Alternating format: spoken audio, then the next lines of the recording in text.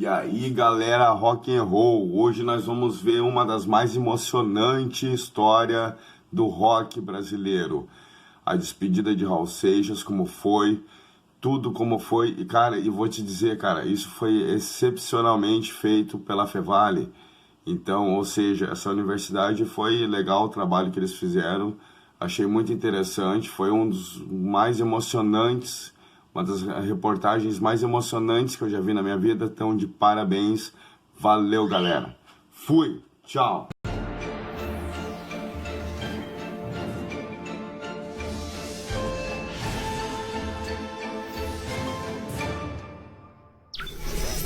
Ele nasceu há 10 mil anos atrás e há 30 anos deixou este mundo para entrar para a história, como músico rebelde, de personalidade crítica, bem-humorada e misteriosa, mas que perdeu para o álcool e para as drogas. 21 de agosto de 2019, 3 décadas sem o Maluco Beleza. Caminhos da reportagem que você vai assistir agora é uma reedição do programa que foi exibido em 20 de agosto de 2015, em homenagem a Raul Seixas. Olha, papai, depois você vai dar risada disso, tá? É muita confusão, imposto de renda, né? Oh, Vivian, parou. Eu era muito pequenininha, assim, eu tenho poucas lembranças, assim, mas lembranças bem gostosas do meu pai. Quando a gente perde uma pessoa que a gente ama, a maioria tem fotos, né? E eu tenho a voz dele. A voz do rock brasileiro. Para mim foi o nosso John Lennon brasileiro, Bob Dylan brasileiro. Ele cantava imitando o Elvis, rapaz, era muito gozado. Aquelas coisas de Elvis, assim. Tocando e me fazendo o coraçãozinho de um menininho de 15, 14 anos bater mais forte e dizer, puta que pariu, hoje eu vou voltar para casa mais contente, mais decidido. É isso que um dia eu vou fazer na vida. Eu nasci há 10 mil anos atrás. E não tem nada nesse mundo que eu não saiba demais. Eu, Raul Seixas, nasci em 28 de junho de 1945. Desde pequeno que eu fazia e vendia livros para Plininho, meu único irmão, 4 anos mais moço. Eu tinha ele como um verdadeiro pai, né? Que ele me ensinava as coisas e inventava as brincadeiras. A gente brincava muito sozinho, nós dois. E Raul inventava muitas fantasias, muitas histórias. A gente viajava pelo espaço sideral quando era pequeno, menino aí. E como era que podia existir, não ter fim o universo? Ele inventava um fim, aí dizia, aí a gente ia furando aquela parede do fim e chegava do outro lado, tinha um outro espaço. E aí o que é que tinha do outro lado? E ele ficava inconformado com essa coisa. Um dia a gente descobriu que voltava para o início. Raulzito era o primeiro filho. E, além disso, era o primeiro filho da família de minha mãe. Mas, na hora da chinelada, era tranquilo. Às vezes, jogava o chinelo quando ele corria e ele pegava o chinelo, devolvia para ela. Ela corria de novo, jogando o chinelo nele, em volta da mesa. Eu sou um moleque maravilhoso, num certo sentido, mais perigoso. Raul sempre foi uma pessoa inconformada. Aliás, a gente viveu em uma época de mudanças mesmo, né? Era a época da juventude transviada, onde as pessoas começavam a contestar a educação dos pais naquela época, né? Raul teve algumas fases, mas aí na adolescência dele ele era bem arrumadinho, cabelo arrumadinho, camisinha bonitinha de moda, da moda, calça de moda, frequentava o iate. Classe média, tinha carro, né? Naquela época ele era Mauricinho. Essa foi uma das fases da vida dele. Raul é uma metamorfose, né? Ser de classe média não bastava. Raul teve que fazer o que ele nunca gostou: estudar e passar no vestibular para direito. Quis mostrar ao sogro que era fácil ser apenas mais um e se casou com a americana Edith. Edith era filha de um pastor protestante, né? Que deu muita confusão e tudo que ele não queria, né? No fim ela terminou casando com ele. Ela era louca por ele, né? Era Raul na terra e Deus no céu, né? E sofreu muito conosco lá no Rio, na época que a gente passou fome realmente. Quando Raulzito e os Panteras se lançaram no mercado fonográfico, o Rio de Janeiro foi o destino do grupo. E Edith seguiu viagem com eles. A Edith ficou grávida, teve neném e tudo mais, né? E o Raul me chamou para ser padrinho da primeira filha dele, que é a Simone, que mora hoje nos Estados Unidos, né? Filha dele com Edith. Ele chorava muito por causa principalmente da Simone. Eu acho que ele nunca se desculpou de ter saído da vida de Edith dessa forma, né? Assim, de repente, desceu para comprar um cigarro e não voltou mais. Foi pesado. Eu tive que perder minha família para perceber o benefício que ela me proporcionava. Então, quando ele fez sucesso, né? E de repente largou ela, se apaixonou pela Glória e coincidiu com a época que ele emburacou nas drogas. Porque quando eu jurei meu amor, eu traí a mim mesmo. Hoje eu sei que ninguém nesse mundo é feliz tendo amado uma vez. E sempre que saía de uma relação, ele já estava com outro embaixo do braço. Com Edith, foi assim, ele já saiu com Glória, um dia ele saiu, não voltou mais. Com Glória, ele me conheceu, né, e já começamos a ter essa relação. Comecei a morar com ele, ele ainda estava com Glória, e já saindo da relação, e Glória indo para os Estados Unidos.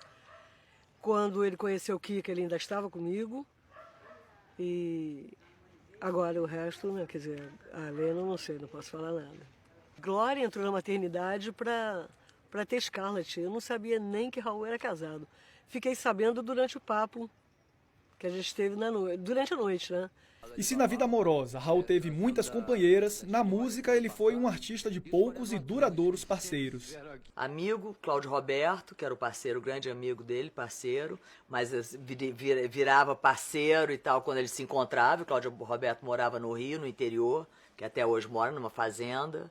Ele me produzia e botava para fazer, me dirigia e me guiava até onde ele queria. Tem um sítio no sertão de Piritiba, 2 pés de Guataíba, caju, mangue, cajá.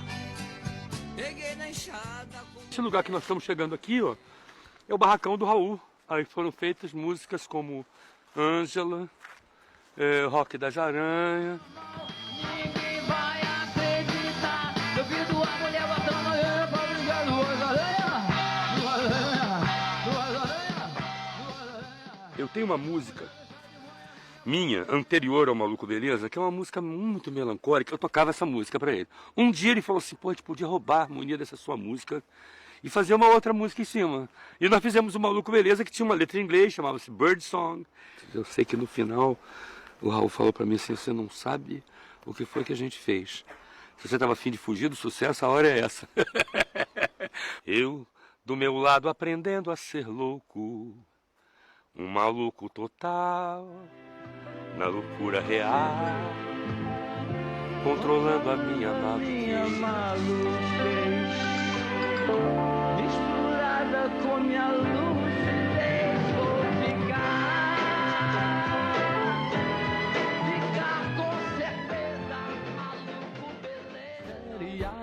Chamei Dom Paulo Coelho e saímos lado a lado, lá na esquina da Augusta. Em tempos de drogas e rock and roll, no auge do movimento hippie, o encontro com Paulo Coelho fez nascer um novo Raul Seixas. Raul Seixas foi uma figura marcante na minha vida. Tinha uma revista que se chamava 2001, que eu escrevia, e um dia apareceu aquele produtor da CBS de terno e gravata, que era o Raul, e foi lá e disse, eu queria falar com quem escreveu essa matéria sobre disco voador, e eu tinha escrito a matéria. E aí começou uma amizade, ele me chamou para compor. E ao me chamar para compor, ele me educou, ou me ensinou a ser sintético, objetivo, sem ser superficial. Então aquilo que eu aprendi em letras de música é o que eu coloco hoje em dia na minha literatura, ou seja, uma melodia especial, ou seja, definir bem um pensamento usando uma simples frase, não preciso explicar 3 páginas, certas coisas. Então, Raul, além da importância do nosso trabalho, eu acho que ele foi um mestre na minha vida. O próprio Paulo Coelho até fala, né? que apresentou as drogas ao Raul e tal. E, enfim, eu acho que ele passou de um ponto, o Raul passou de um ponto em que, na hora que o Raul passou do ponto, o Paulo retornou. Então, o Careta, o loucão ficou careta e o Careta ficou doidão. Eu lembro muito da barba dele. E minha mãe disse pra mim que ele pegava minha mão, né, e botava na barba dele e falava, isso é pra ela nunca esquecer de mim. E eu lembro muito da barba dele, eu lembro da textura da barba dele, eu lembro da cor da barba dele. E a minha irmã Simone disse que também lembra da barba dele. Isso é uma lembrança que as duas têm, né? Minha filhota vivia. Aí vai seu patinho ligeirinho e seu colega o cachorrinho que late, espanta a abelha do nariz, mexe a cabeça e roda o rabinho. Eu achei a carinha dele tão bonitinha, é o cachorro do cachorro. Te adoro, saudade, seu pai. Em 1981, surgia Silvícola. Raul estendeu a mão e chamou para sua casa o garoto de 17 anos que, de fã, virou amigo e presidente de fã-clube. Comecei a botar em anúncio em jornal, quero conhecer o Raul, compra o telefone da casa dele, qualquer coisa, pelo amor de Deus. Eu queria comunicar ao Raul, pelo menos, que eu estava fazendo um fã-clube para ele. Falei, velho, eu estou fechando o fã-clube do Led Zeppelin e abrindo o fã-clube do Raul Seixas. Quando eu liguei, Raul estava bêbado. Alô, Raul? Raul, quem é? Aqui é o Silvio. Silvio Santos, eu faço seu programa. Não, eu não sou Silvio Santos, eu sou Silvio Passo, estou fazendo um fã-clube para você. Pô, um fã-clube para mim, nunca ninguém fez um fã-clube para mim. Você pode vir almoçar aqui comigo? Era uma pessoa desprovida da posse. Se você tivesse com frio à noite aqui na varanda e ele tivesse com um casaco de couro, você dissesse, pô, Raul, você tem um casaco, ele tiraria o casaco e ele daria. Você não podia falar, Raul, porra, eu gostei do teu óculos. Pô, é seu, bicho. Você entendeu? Uma pessoa... Não dá para sintetizar, senão falar um coração do tamanho do mundo, extremamente generoso, uma pessoa que não é um maluco que pintam por aí, entendeu? Rapaz, isso aqui foi um livro, a biografia de Jerry Lee Lewis, Hellfire. Raul estava lendo o livro, ele estava lendo e eu fui na casa dele, ficamos conversando, e aí ele me mostrou o livro, ele não tinha acabado de ler o livro ainda, eu disse, pô, Raul, quando você acabar de ler, me empreste que eu gostaria de ler. Ele falou, ok. Pegou o livro e fez uma dedicatória e me deu o livro, sem acabar de ler. Olha aqui. A Marceleza e Fim de Papo, Fogo do Inferno.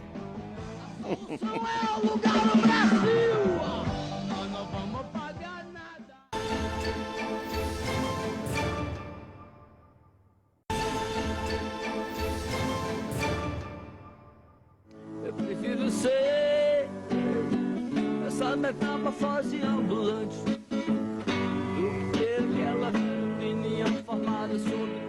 Raul era metamorfose ambulante.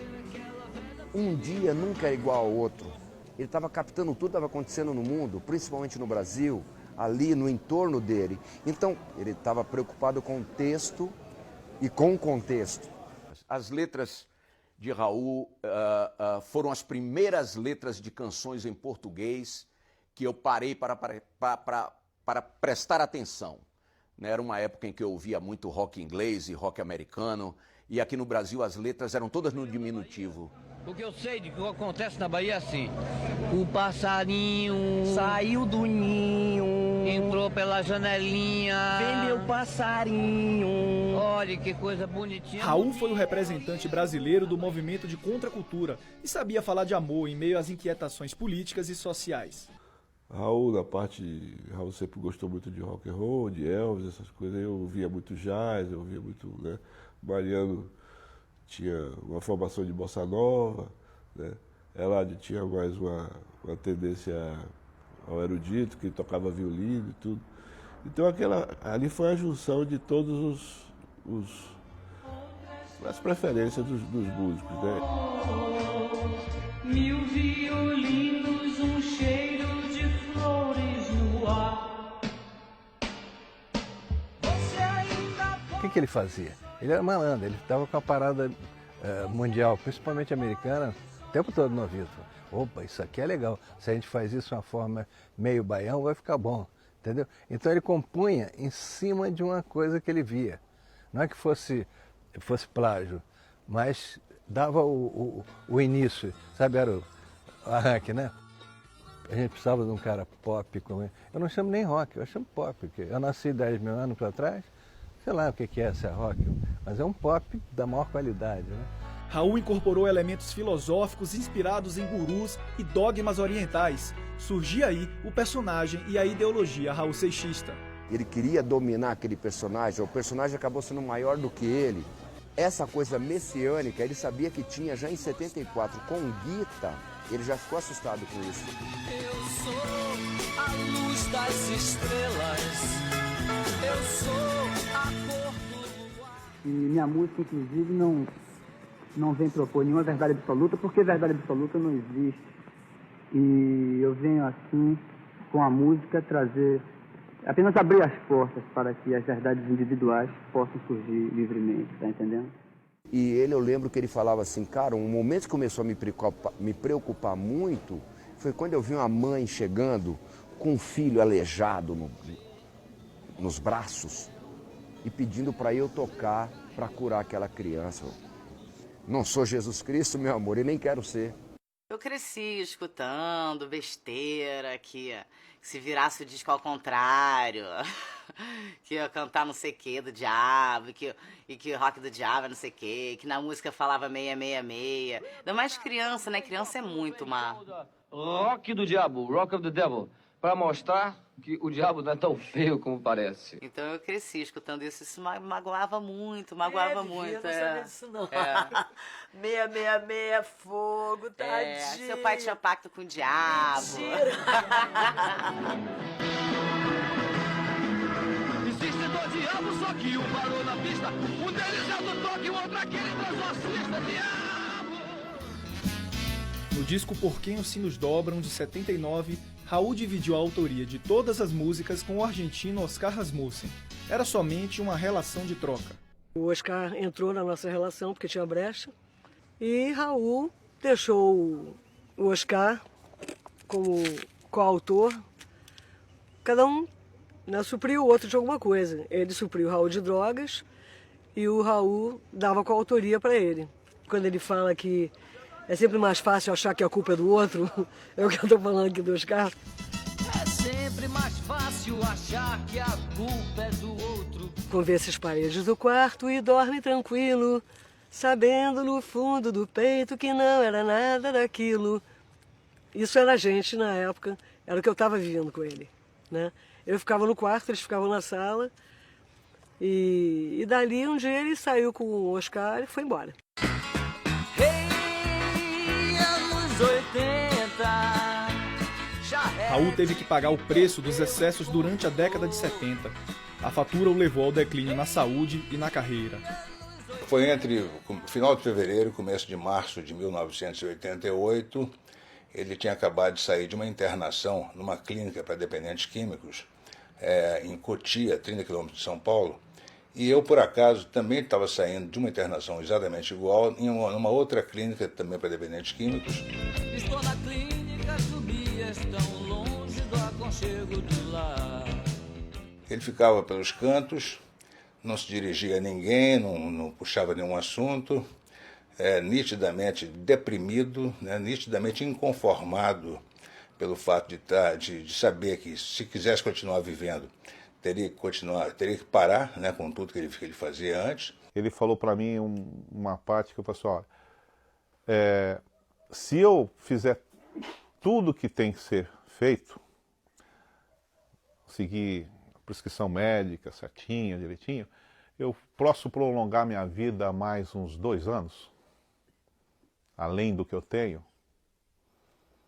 mas viver infeliz, né? Então não vale a pena. Pô, eu vi Raul tomando álcool de churrasqueira, velho. A gente fazendo filezinho ali segunda-feira e ele pegando o álcool e tomando. E o médico fez endoscopia lá no Raul e falou, olha, você está com pancreatite e você não pode mais beber. Se você continuar a beber, você vai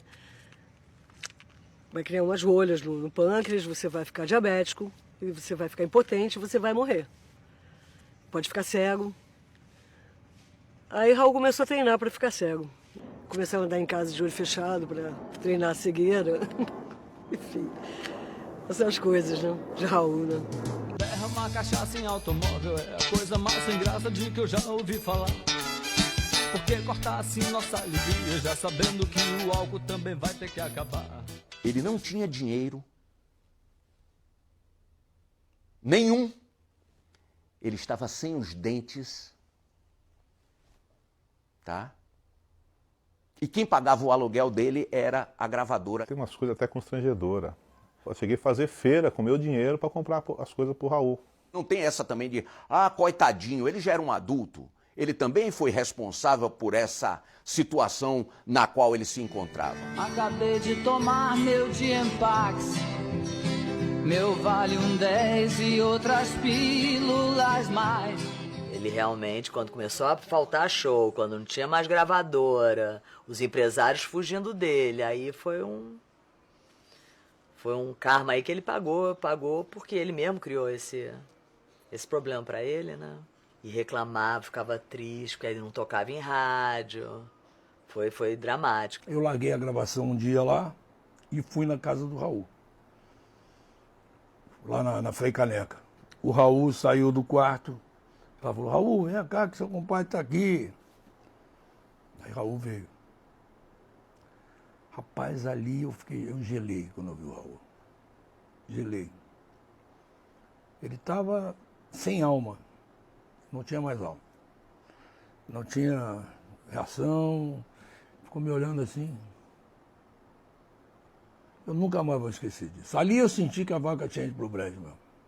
Entrou um cara que eu respeito, porque ele, nessa fase aí, ele foi muito importante na vida do Raul, que foi o Marcelo Nova, que fez com que o Raul ficasse em cima do palco.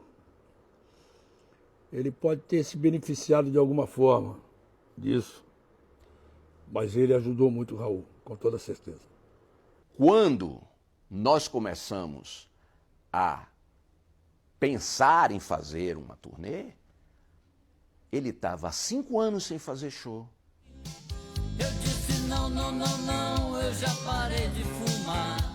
Cansei de acordar pelo chão.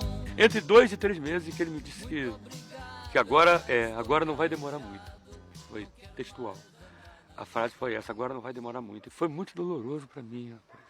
Foi muito doloroso. Eu demorei a beça para aprender a me comportar nessa situação. De manhã cedo, 7 e pouquinho, sempre tomava 3 doses de vodka com Fanta laranja. Seu Antônio foi a última pessoa a ver Raul Seixas vivo, na madrugada de 20 para 21 de agosto de 1989. Nesse dia eu lembro muito bem a hora que ele chegou. Ele chegou por volta de uma 00:30, né? Porque ele vinha bem ruim. Foi eu que ajudei ele a entrar do portão até o elevador, né? Eu pus ele para subir. A única coisa que eu pus ele dentro do elevador e apertei o 10º andar e falei para ele dar um jeito lá de sair, que eu não podia acompanhar ele, porque eu estava sozinho no setor de trabalho. Né? Pronto, foi o que eu falei. Ele só balançou com a cabeça e tudo bem. O que a gente crê que ele tomou a insulina, deixou de se alimentar, né? Porque o camarada quando toma insulina, normalmente ele se alimenta por causa da hipoglicemia. E foi à noite. Então ele foi dormir, deve ter tomado a insulina, foi dormir sem comer, que era um final de semana, e ele no dia seguinte, duro na cama. Um amigo veio me falar, mas como eu já tinha recebido a notícia da morte do Raul pelo menos uma meia dúzia de vezes, eu levei na brincadeira, mas aí ainda falei assim, que coisa ruim não morre, rapaz. Muita coisa de jornal, de noticiazinha, de notinhas, aquele negócio todo. Raul tá morrendo, já me assassinaram milhões de vezes. Eu já estou até acostumado. Ele mesmo me falou que ele ia morrer sozinho e abandonado. Não está aqui do meu lado a mulher que eu amo e minhas filhas. Você está indo para sua casa, eu lembro que é numa terça-feira, já é quase 1h da manhã.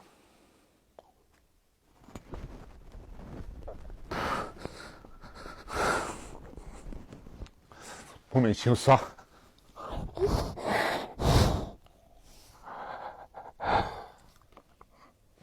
Ele me falou assim, daqui a pouco você vai estar com a mulher que você ama, que está lá te esperando,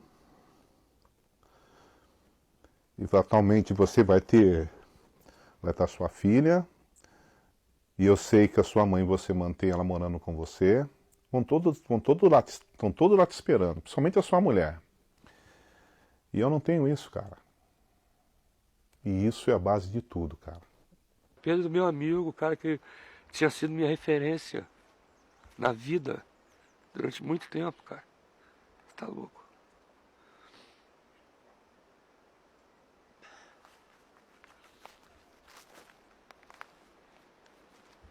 Quando eu voltei, papai abriu o portão, dizendo: eu tenho uma notícia pra te dar.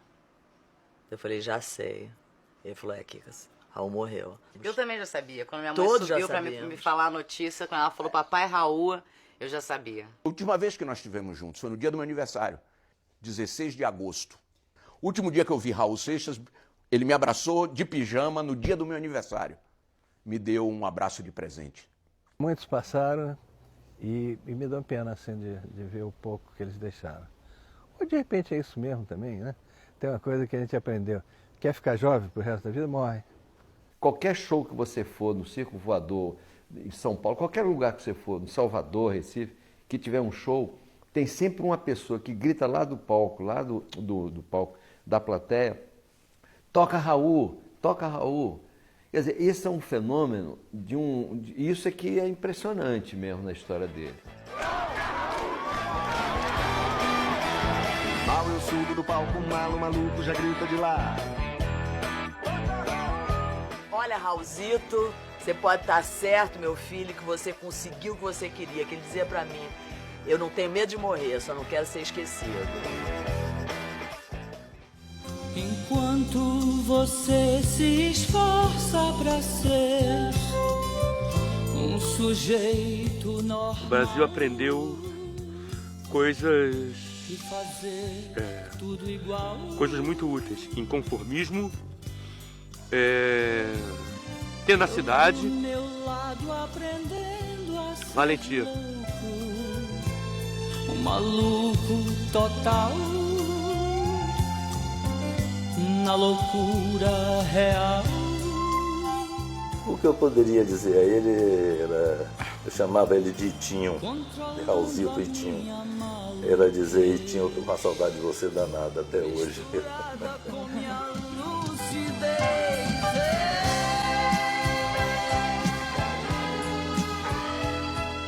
Eu acho que eu sinto saudade de ter um pai que eu nunca tive, assim. Tive, mas gostaria de ter mais, Controlando a minha maluquez, misturada com minha lucidez, vou ficar